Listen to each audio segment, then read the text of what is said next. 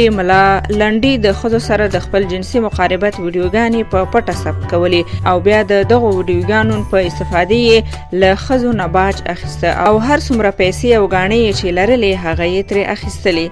نیویارک ټایمز ورځپاڼه د فاریاب د ولایتي شورا د مرستیال صبغت الله سیلاب له خولې لیکلي دي ملا لنډی چې اوس شاوخوا 40 کلن دی کله چې تنکي ځوان و یو محلي قومندان ته یې نڅا کوله. وروسته ملا لنډي زیارت فاللیدل او تعویض لیکل پیل کړل.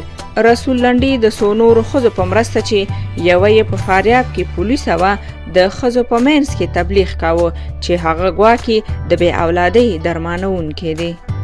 د فاریاب والي ښاغلي فایق د هغو کسانو د اعترافونو په بنسټ چې د ملا لنډي د قضیې په تړاو نیول شوي د نیویارک ټایمز ورځپاڼې ته ویلي چې هغه یوه ډله ګمارلې وه چې ورته تبلیغ وکړي. لومړی یې تعویض ورکاوه او له هغوی یعنې ښځینه مشتریانو یې غوښتل چې په بله کتنه کې له ځان سره یو چرګ راوړي او په وروستۍ کتنه کې پسه. کله چې د ښځو ستونزه نه حل کېده ویل به یې چې یوه بله لاره شته او بیا به یې هغه کار کاوه.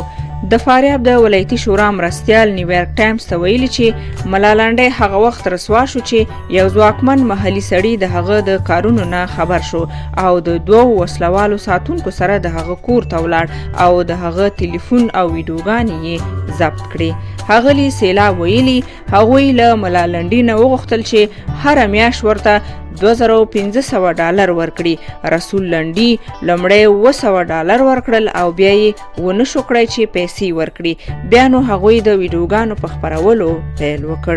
د دغو ویډیوګانو له خپرېدو وروسته په وروستیو میاشتو کې ملا لنډی د څه وخت لپاره ترکیې ته وتښتېد. څو میاشتې وروسته بیرته افغانستان ته راغی او د دولت د یو پلوي محلي قومندان عبدالعظیم جمشیدي سره یې وسله واخیستله.